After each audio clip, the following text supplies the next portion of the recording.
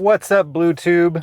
It's your boy, the Blu-ray Bandit, back once again with another pawn shop haul video. Don't forget to like, subscribe, and hit the bell for your best shot at a free digital code. Let's see what I can find.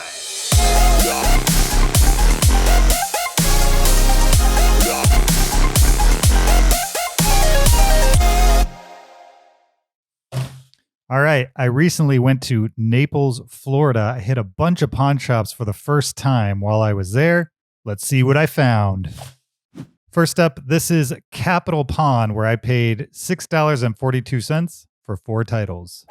Here we've got Love Actually, the Christmas classic, I guess. A lot of people consider it a classic. I don't know. I'm not really on the Love Actually love train for some reason. I didn't see the movie when it originally came out, and then years and years and years later, it seems like this is kind of their go-to movie around Christmas time. So I watched it because of that, and I was like, okay. I mean, I honestly don't understand the love. If anything, the movie's kind of creepy. Like the whole sign thing near the end, it's creepy. It's not cute. It's creepy for sure. Plus, the kind of random extreme nudity towards the beginning. I'm no prude for sure. It feels out of place. I don't know. I don't know what to say about this other than I bought it. The price was right. It runs about $4 on eBay. Doesn't seem really worth selling at that price, but I don't know. Get off my back. Now, this is a good movie. This is Stronger, starring Jake Gyllenhaal and Tatiana Maslany. This is an awesome drama. Just a great movie, completely underseen. You should definitely check it out. Basically, Jake Gyllenhaal plays this guy who got injured during the Boston Marathon bombing. That happens near the beginning of the film, and the rest of the film is just him figuring out life without legs, essentially. It's a great drama about trauma and addiction, and it's awesome. And if you haven't seen it, check it out. The Exorcism of Emily Rose, a movie I've seen and don't particularly love. I only picked it up because it scans at about $9 on eBay, so I'm going to resell this one. The Blu-ray copyright on this film is 2008, so this is a very early days Blu-ray. You can tell because the case is real quality. The insert has double-sided printing. Yeah, this was back when they cared about Blu-ray packaging and giving people who bought Blu-ray a premium or at least near premium experience. These days, not so much. You've got $100 box sets that come in cardboard sleeves. Go figure. I bought this one to flip it. And finally, we've got The Bourne Legacy on 4K. This runs about $6 on eBay, probably because it's the worst of all 4 of the Bourne films, I'd imagine. I'm not even sure why anybody would buy this other than as a set with the other films. It's a movie I've seen once. It's a movie that obviously hoped for sequels, so there's not much of an ending to it. I already have it in my collection. It was worth it to pick up for less than $2, and I'm going to flip it. Next up is Capital Pawn. I paid $13.38 for 5 titles. And here we've got a Warner Brothers archive collection of Wait Until Dark, starring Audrey Hepburn and Alan Arkin. This is a classic thriller. If you have not seen it, you should definitely check it out, especially if you like older films or would like to get into older films. Sometimes older films are a little hard for me to get into, but this one still works today. It's also a pretty short movie at about 108 minutes. Yeah, a super effective thriller and one that I'm excited to add to the collection. From thrilling to not so thrilling? I don't know. This is Brad Pitt in 7 Years in Tibet, a movie I've never seen. That's why I picked it up. It runs about $4 on eBay. I'm looking forward to checking it out, deciding whether I'm going to keep it on the shelf or go ahead and pass it off to somebody else who would appreciate it more than I would. At $4, I'll definitely get my money back, were to I make that decision. But yes, certainly a movie I'd heard of. I don't necessarily know anybody who's a big fan of 7 Years in Tibet, but I'll check it out. Why not? And here we have The Man Who Killed Don Quixote, starring Adam Driver, Jonathan Pryce, Stellan Skarsgård. This is a Terry Gilliam movie. I've seen this once. I remember it being enjoyable. I don't remember too much about it, other than it's pretty out there. Terry Gilliam, director of 12 Monkeys, as well as a bunch of the classic Monty Python films. This is a movie that Gilliam tried to get made for many years. At one point, Johnny Depp was starring in it. There's actually a documentary about the first time they tried to make this movie. They were making a making of documentary, and the entire film fell apart right in front of their eyes. It's a great documentary titled Lost in La Manga. This is a fun movie, especially if you're a Terry Gilliam completionist. I recommend you go watch Lost in La Manga first, then watch this. That'll give you the full experience of knowing what could have been and what ended up being. Another The Man Who movie. This is The Man Who Knew Too Little, starring Bill Murray. This is a Bill Murray movie I've never seen. I'm definitely a big Bill Murray fan.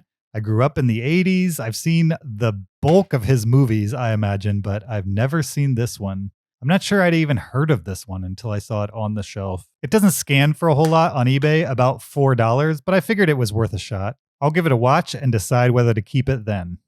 Revenge of the Nerds, an 80s classic. This is the first Revenge of the Nerds movie from 1984. It has been a long, long time since I've seen this movie. In fact, I've probably seen Revenge of the Nerds 2 like 5 times more than I've seen this original. So I have no clue if this holds up. I doubt it does. I'm willing to bet that most of the jokes are very dated and probably wouldn't fly today, but we won't know until we try. I'll give it a rewatch. If it scratches that nostalgia itch, I'll keep it. Otherwise, I'll sell it to help pay for some of the titles I plan on keeping.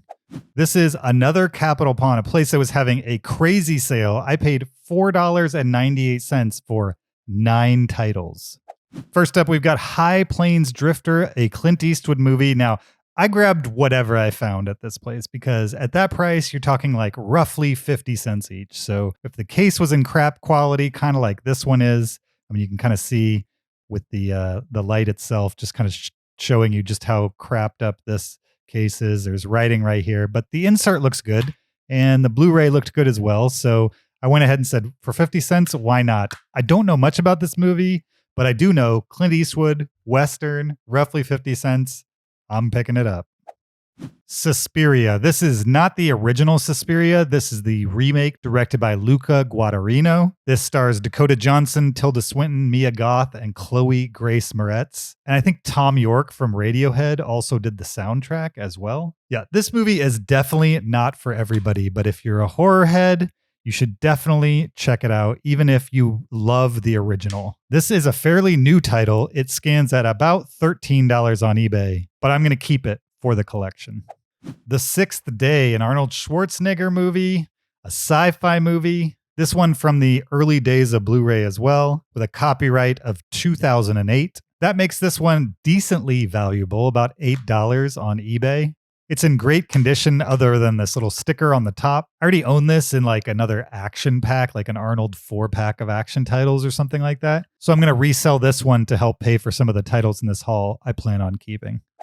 Here we've got the Ghost Rider collection. This runs about $6 on eBay. I bought it because I already have the 2 Ghost Rider films on Blu-ray, but I have them as separate individual titles. And if you've watched this channel, you know that, I guess this doesn't have a 2-pack, but it does have both movies here. And there's Ghost Rider Extended Cut. There's Ghost Rider Spirit of Vengeance.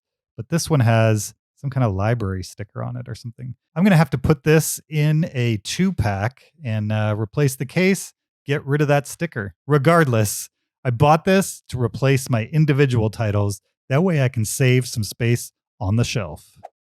To Kill a Mockingbird, starring Gregory Peck, a courtroom classic, kind of a groundbreaking movie at the time because it depicted a white lawyer defending a black man in court. It's an old movie, and I don't typically love old movies, but I can definitely get down with To Kill a Mockingbird. It's a well-made drama that has stood the test of time for a reason. Added to the collection.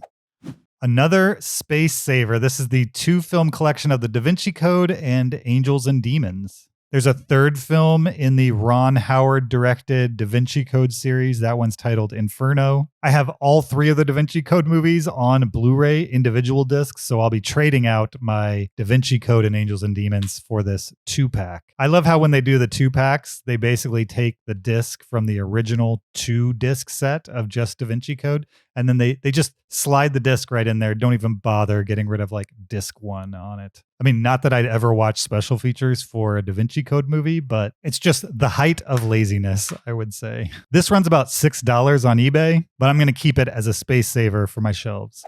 And lastly, for this pawn shop, it's the A24 classic Uncut Gems, starring Adam Sandler, directed by the Safdie brothers. This one's only a couple years old as well. I mean, I think this came out in 2019 or so. It's a great little like pot boiler thriller, I would say, and definitely will make you consider Adam Sandler once again as a pretty decent little dramatic director for sure, especially when handed good source material and backed by a good director. I already own this film on Blu-ray, so I'll be flipping this to help pay for titles I'd rather keep. And the last pawn shop I visited in Naples was a First Pawn Jewelry and Loan, where I paid $9.63 for 3 titles. Another space-saving collection. This is the Fantastic Four double feature. I own both Fantastic Four and Fantastic Four 2, Rise of the Silver Surfer, on individual Blu-ray. But I'm going to resell those and put this on my shelf just to save myself one case spot. I enjoy both of these movies. I think they should have kept going with them, but they didn't. They decided to let it die on the vine and reboot. Not that any of that matters now that Fantastic Four is back in the hands of the MCU. Yeah, keeping it and selling my individual titles. Here we've got Excess Baggage, starring Alicia Silverstone and a then unknown Benicio del Toro.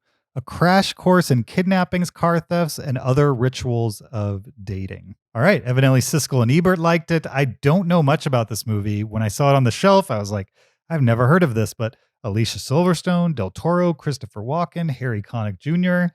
Kind of looks like a little bit of like a 90s comedy, like I don't know, like early 90s, kind of like grunge-ish revolution. I don't know if this is grunge, but it's, you know, from that time period, that Aerosmith music video time period that Alicia Silverstone had.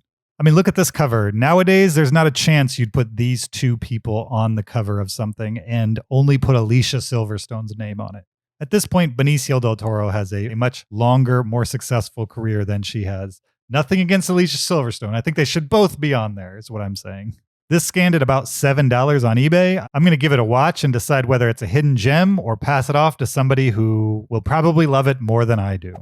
And finally, we've got Dr. Zhivago, the 45th anniversary version. Now, this has the markings of a non-Region A Blu-ray. It's scanned at about $10 on eBay. And from what I've read, it will work in North American Blu-ray players. So it's a classic film, one that I haven't seen, so I can't vouch for the quality of the movie itself. I've certainly heard a lot about it. I don't remember if it won an Academy Award, but it was certainly in the talk at the time. Yeah, for now, added to the collection until I can give it a watch. All right, there we go. 21 titles for $34.71.